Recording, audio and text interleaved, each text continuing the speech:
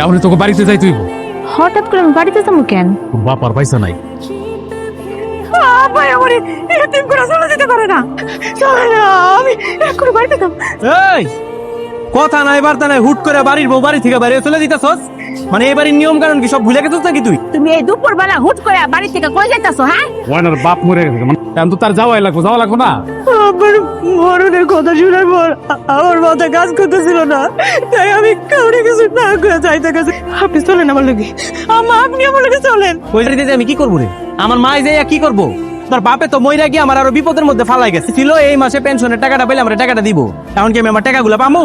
আপনি টাকাগুলো নিয়ে চিন্তা করতেছেন? যাইতে চাইতেছস যা, আটকামু না, কিন্তু শোন, টাকা ছাড়া এই বাড়িতে তুই পাড়া দিবি না। আমি আছি তো তোমার লগে, আমি এখন থেকে সব সময় তোমার কাছে থাকবো, তোমার পাশে থাকবো। এই মাসে যদি আপনি পেনশনের টাকাগুলো দিলে একটু আমার ভালো হয়।